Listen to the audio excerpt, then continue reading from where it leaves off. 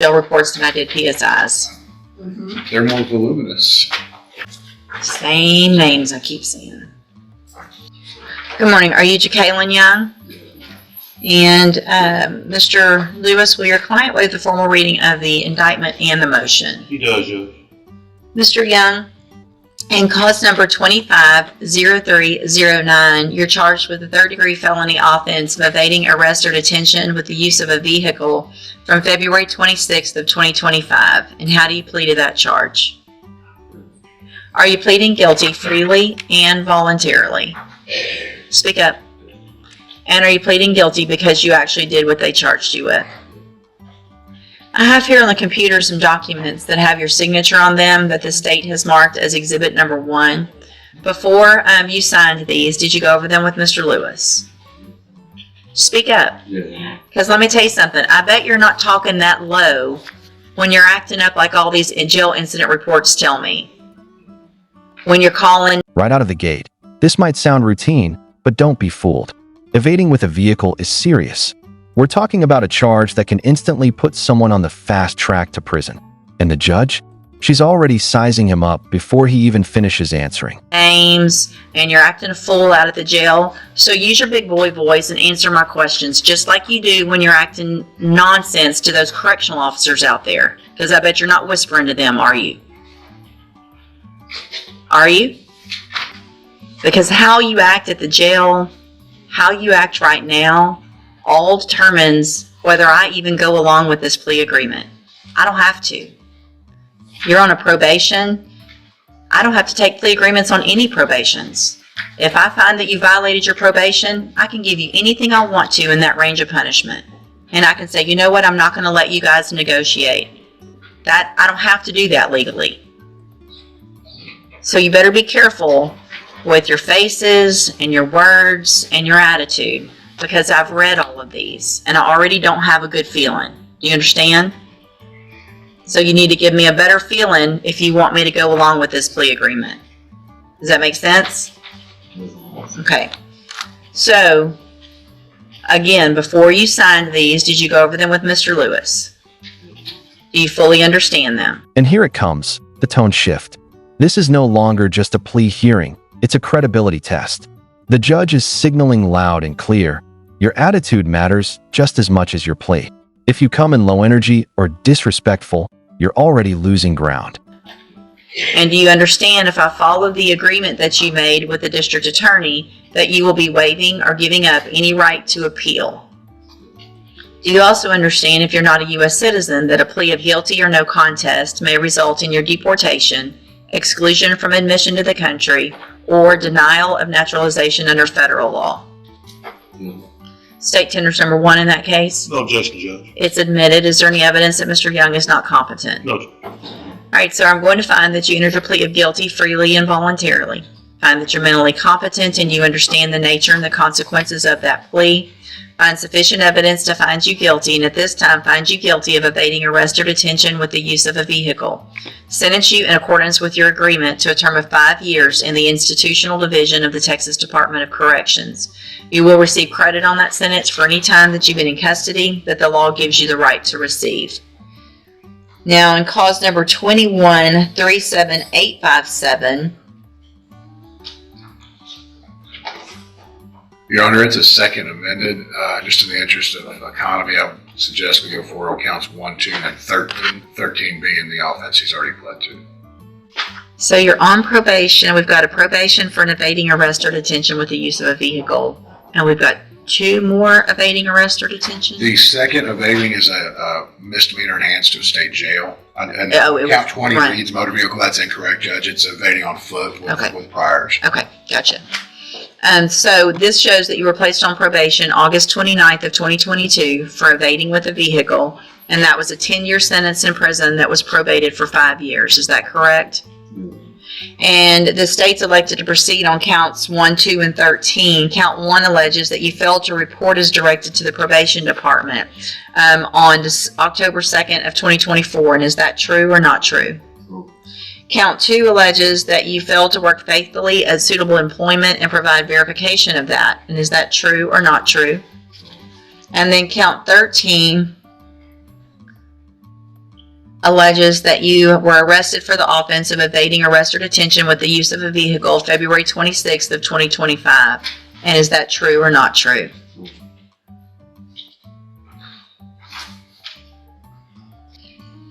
What's the status of the possession and the failure to ID from that date? I believe the failure is, I think, still pending. The failure ID is still pending next door. And examining the probable cause affidavit from that date, I don't see that there would be a possession charge, Your Honor. Okay. Let me look at something real quick.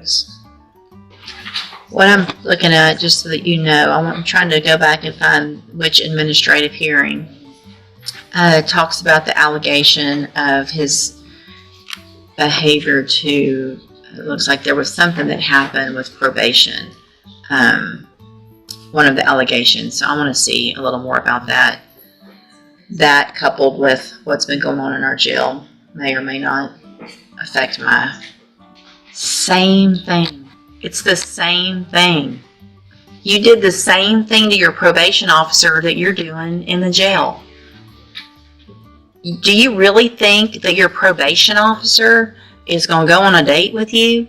Do you really think? This is where courtroom psychology kicks in. Judges don't just evaluate facts, they evaluate behavior patterns. Jail reports, attitude, tone, it all paints a picture. And right now, that picture is not helping the defendant at all. That a correctional officer is going to go, yeah, when you get out of jail, you're the guy I want to date.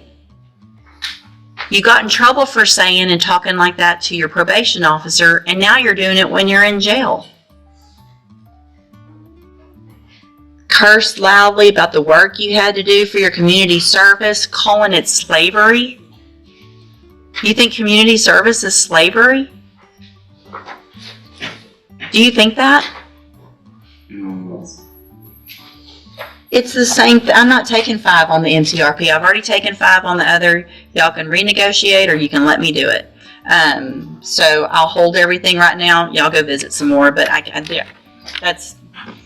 So just like that, 5 years. Quick, clean, and exactly what was negotiated. But here's the twist. This isn't the end of the story. Because when probation enters the chat, everything can change, and usually not in the defendant's favor. The same behavior, we're not gonna reward that. All right, y'all go visit. I'll hold it instead of resetting it. I'll keep this paperwork, but I can make a modification if you come up with something different. But I'm not going to do that. All right, so we are back on the record in cause number 2137857, and again, you're Jacqueline Young, right? And in that case, which is the motion to revoke probation, Mr. Young had entered pleas of true to counts 1, 2, and 13. There was an agreement for 5 years in the institutional division, which I said I would not accept. Have you guys had an opportunity to visit? We have, Judge. And what is the new agreement is 8 years TDC. All right, I'll take that. And Mr. Nichols, that's your agreement as well? Yes, Your Honor. All right, Mr. Young. Again, I have some documents here, like the other case, that have your signature on them that the state's marked as exhibit number 1. And before you signed these, did you go over them with Mr. Lewis? Speak up. And do you fully understand them also?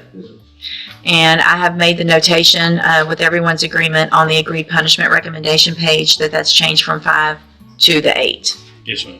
Yes, Your Honor. Thank All you. right. State tenders number 1 in that case? No objection. It's admitted. And so, Mr. Young, I'm going to find that you entered your pleas of true to counts 1, 2, and 13 freely and voluntarily. Find those counts true. Find sufficient evidence to revoke your probation, and at this time, revoke your probation. Reassess your punishment in accordance with this agreement to a term of 8 years in the institutional division of the Texas Department of Corrections. You will receive credit on that sentence for any time that you've been in custody that the law gives you the right to receive. These 2 cases will run concurrently, which means together at the same time. As a part of this plea agreement, I'm going to sign a dismissal in cause number 25 DCCR 0385. I'm handing you in each of those cases the trial court certifications that shows that these were agreements that I followed, and so you waived your right to appeal. I have also handed you a written admonishment regarding your ineligibility to possess a firearm or ammunition. When you were here back in 2022, we went over the fact that you're not supposed to possess a firearm in Texas, correct? Okay. It can still go worse. I mean, I got 2 more years. It's not funny. It's not funny to you, but I know you're upset about all this, but the only person you should be upset with is yourself. You know? So anyway, because of the judgment entered against you, you're not allowed to possess a firearm in Texas. I've handed you that admonishment. Be sure and read it again. We already went over it before. All right, good luck to you. You can go back with the bailiff. I did it again. Y'all got to make me stop. I just did my mouth thing again. My frustrated thing that they keep catching me off. I can't help it. That's what I do when I'm frustrated. Look, my face is turning red right now. All right, you're Christopher Bushnell. And so Mr. Bushnell has 2 cases: an evading arrest or detention with a motor vehicle and engaging in organized criminal activity, and cause numbers 25-0112 and 0113. There was previously... And now things get messy. Missing probation, new charges, and inappropriate behavior toward officers? That's a triple threat in court. Judges take disrespect personally, especially when it's repeated. This is the kind of pattern that turns leniency into punishment real fast. An agreement. Boom, there it is. The deal just got worse. What was 5 years is now 8, all because of attitude and behavior. This is a brutal reminder. In court, you're not just judged for your crime. You're judged for how you carry yourself every second you're there. An agreement.